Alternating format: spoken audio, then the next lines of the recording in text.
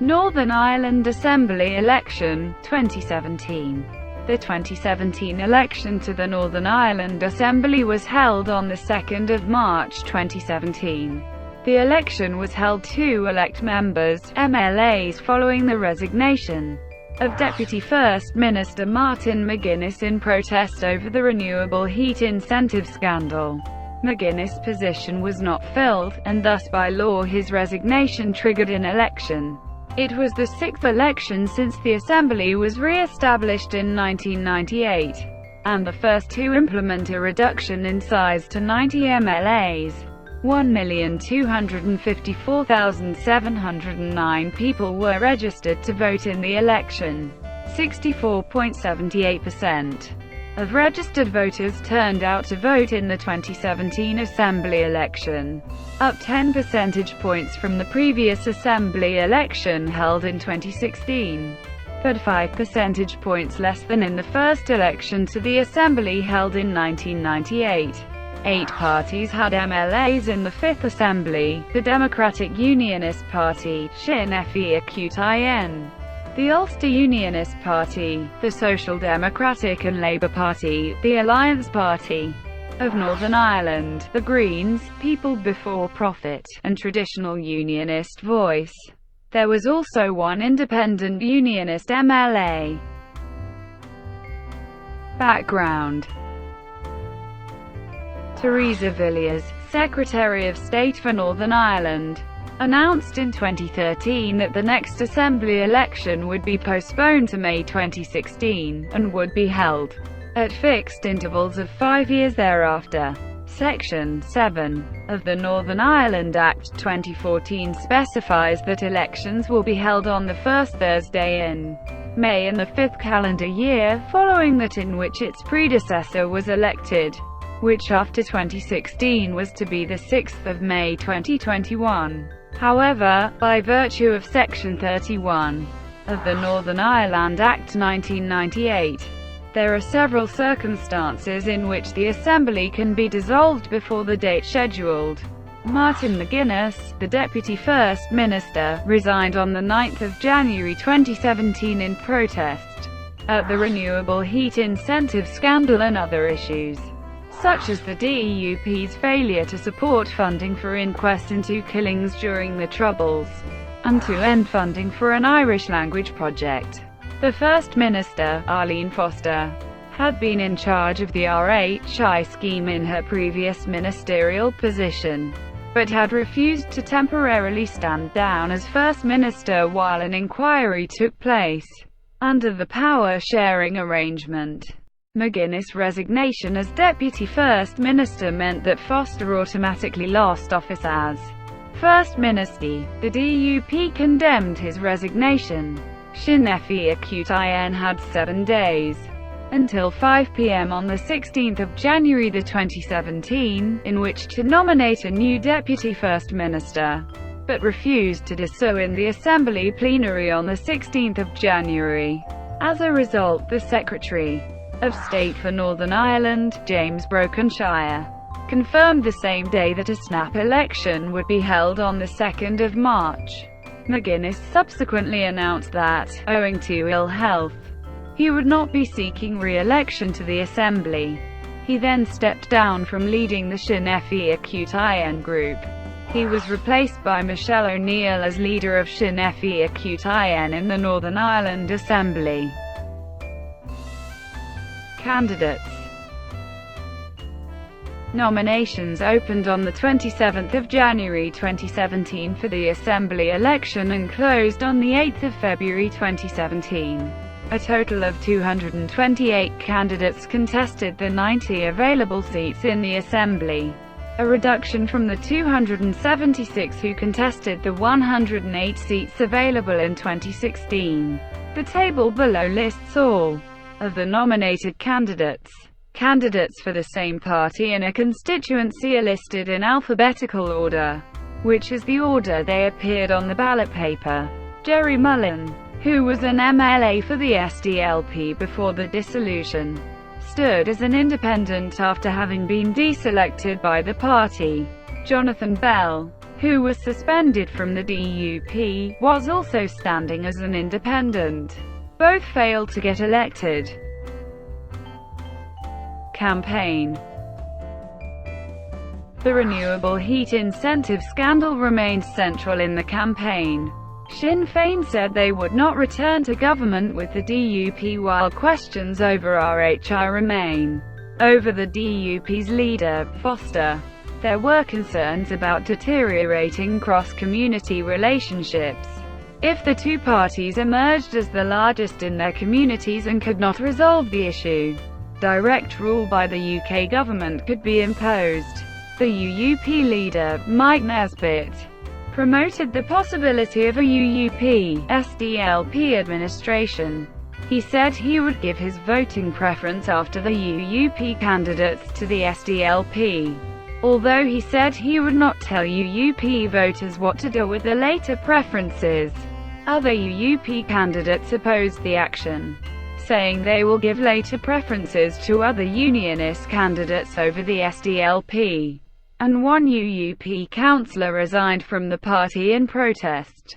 The DUP criticised Nesbitt's position and campaigned arguing that splitting the Unionist vote could help Sinn Féin come out as the largest party. Brexit was also an issue. In the UK-wide referendum on EU membership on 23 June 2016, 56% of voters in Northern Ireland voted to remain a member of the European Union, while 44% voted to leave. The DUP supported the UK leaving the EU, while nationalist parties and most others opposed, fearing among other things the possibility of a hard border resulting with the Republic of Ireland. It became known during the campaign that the DUP spent £282,000 on a pro-Brexit advert in a newspaper that did not appear in Northern Ireland. The money came from the Constitutional Research Council, a minor pro-union group chaired by the former vice-chair of the Scottish Conservative Party Richard Cook. The Alliance Party campaigned on their opposition to sectarianism. People Before Profit focused on their opposition to austerity. Seat changes compared to a notional result from 2016 with a 90-seat assembly.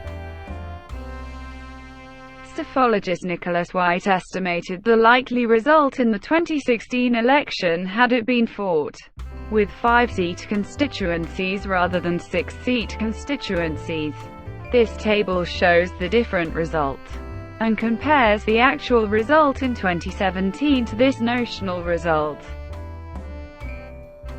Distribution of seats by constituency. Party affiliation of the 5 assembly members returned by each constituency. The first column indicates the party of the member of the House of Commons returned by the corresponding parliamentary constituency in the general election of the 7th of May 2015. 3 of the 4 independents elected in 1998 ran as independent unionists: NIWC Northern Ireland Women's Coalition, PROG, U, Progressive Unionist Party, TUV Traditional Unionist Voice, UKUP UK Unionist Party. Share of first preference votes. Percentage of each constituency's first preference votes. 4 highest percentages in each constituency shaded, absolute majorities underlined. The constituencies are arranged in the geographic order described for the table above. Click the icon next to constituency to see them in alphabetical order. The totals given here are the sum of all valid ballots cast in each constituency, and the percentages are based on such totals. The turnout percentages in the last column, however, are based upon all ballots cast, which also include anything from 20 to 1,000 invalid ballots in each constituency. The total valid ballots percentage of the eligible electorate can correspondingly differ by 0.1% to 2% from the turnout. percentage. Independent Unionist vote in 1998 included in the Independent column. TUV Traditional Unionist voice. Aftermath. The election marked a significant shift in Northern Ireland's politics, being the first election since Ireland's partition in 1921 in which Unionist parties did not win a majority of seats. The DUP's loss of seats also prevents it from unilaterally using the petition of concern mechanism, which the party had controversially used to block measures such as the introduction of same-sex marriage to Northern Ireland. UUP leader Mike Nesbitt announced his resignation following the party's failure to make any breakthrough. Sinn Féin reiterated that it would not return to a power-sharing arrangement with the DUP without significant changes in the DUP's approach, including Foster not becoming First Minister until the RHI investigation is complete. The parties have 3 weeks to form an administration. Failing that, new elections would be called. While Unionism has lost its overall majority in the Assembly, the result has been characterized by political analyst Matthew Whiting as being more about voters seeking competent local leadership and differential community turnout than about a significant move towards a united Ireland. Secretary of State for Northern Ireland James Brokenshire gave the political parties more time to reach a coalition agreement after the 27th of March deadline passed. Sinn Féin called for fresh elections if agreement could not be reached.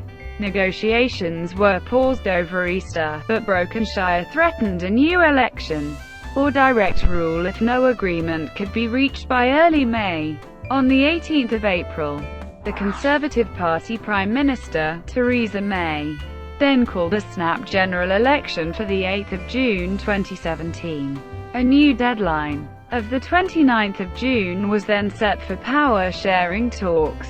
The UK general election saw both the DUP and Sinn Féin advance, with the UUP and SDLP losing all their MPs. The overall result saw the Conservatives losing seats, resulting in a hung parliament. May has sought to continue as Prime Minister, running a minority administration through seeking the support of the DUP. Various commentators suggested this raises problems for the UK government's role as a neutral arbiter in Northern Ireland. Thank you for watching. Please like and subscribe below.